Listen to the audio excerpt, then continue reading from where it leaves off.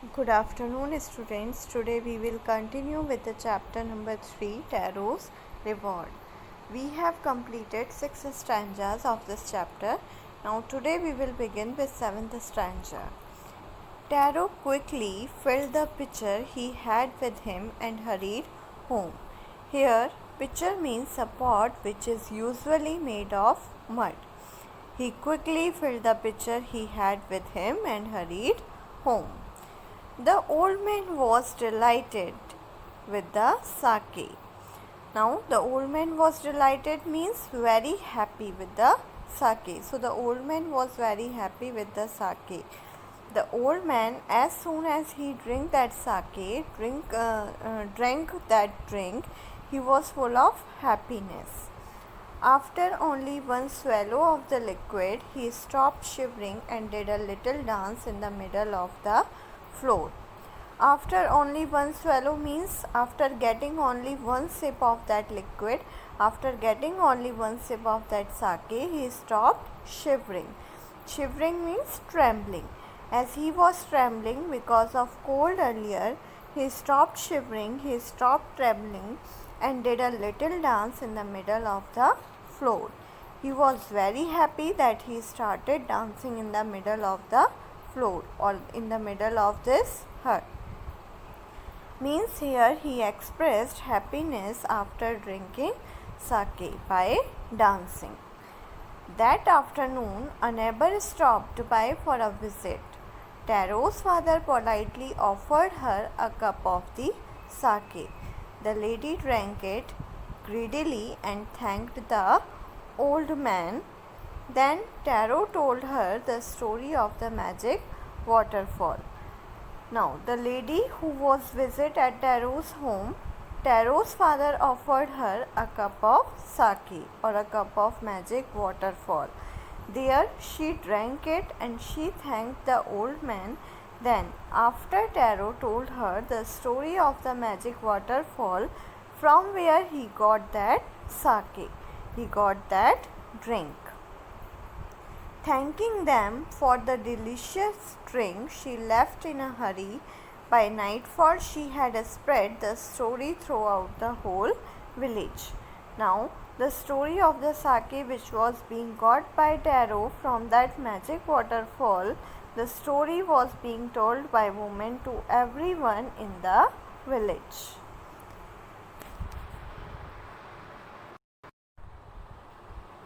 That evening, there was a long procession of visitors to the woodcutter's house.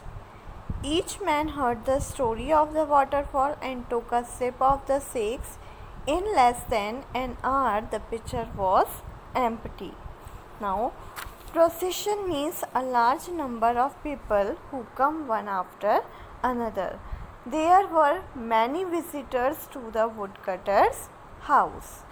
Means Tarot was so kind and generous that he gave a sip to each and every villagers to taste that drink.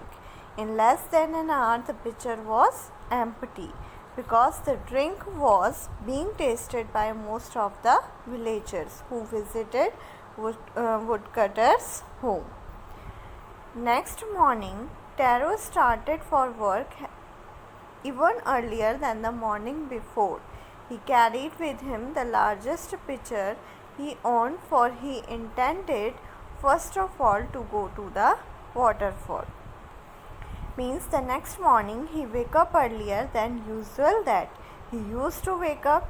He carried with him the largest pitcher he had in his house because he wanted to reach the waterfall.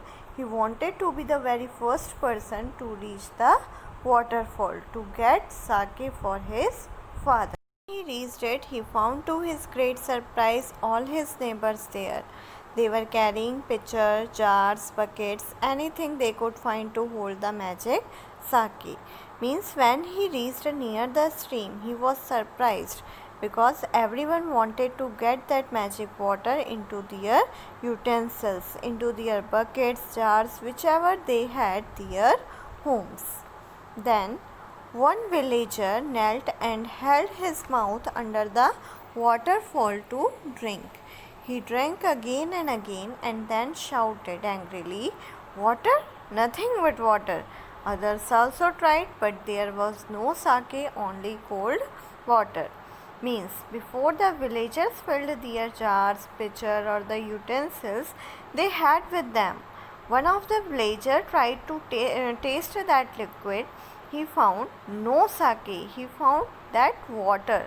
Other villagers also tried, but they also found that water, but no sake there.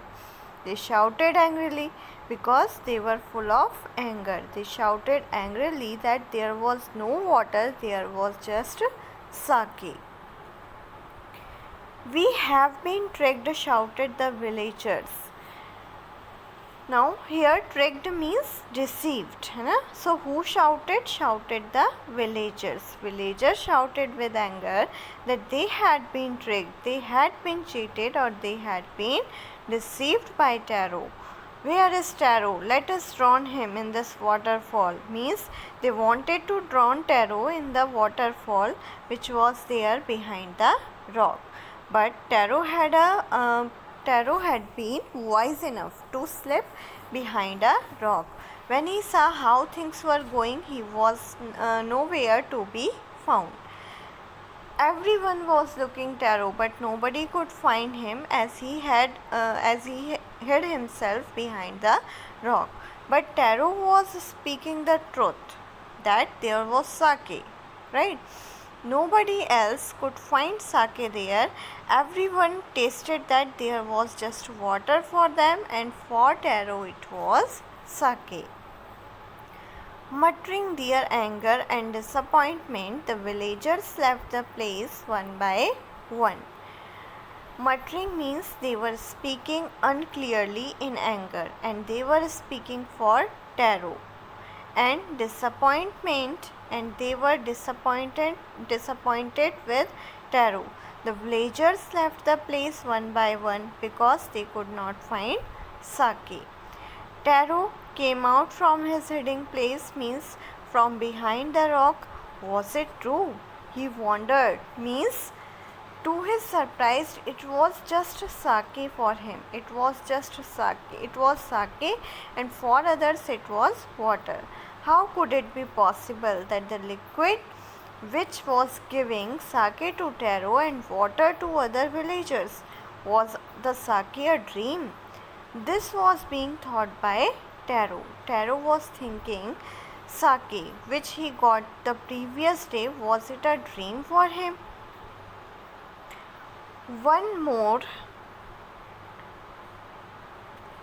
Once more he caught a little liquid in his hand and put it to his lips. It was the same fine sake. Means again he tried to taste that liquid. He found again that to be sake. To the thoughtful son, means to the son who thought, who cared for everyone, for him the magic waterfall gave the delicious sake. Means only for him, as he was thoughtful, the delicious sake was being given by waterfall to him. To everyone else it gave only cold water, because he wanted to give that delicious, that costly sake, that costly drink to his parents, to his father, to make himself warm. This is the only reason the waterfall gave Taro sake, not water, because he was a thoughtful son. The story of Taro and his magic waterfall reached the Emperor of Japan. As I told you in the beginning, this is the retold story of Japan. He sent for the young woodcutter and rewarded him with 20 pieces of gold for having been so good and kind. So he sent for the young woodcutter, means he called young woodcutter Taro and rewarded him with 20 pieces of gold for having been so we can say so kind. Then he named the most beautiful fountain in the city after Taro. Means the name of the fountain was Taro. It was the most beautiful fountain of the city. This said, the emperor was to encourage all children to honor and obey their parents. Means the children who obey, who honor to their parents, everyone is given to them very easily. Means they can get very easily if they really want to obey. If they give honor, respect to their parents in each and every way.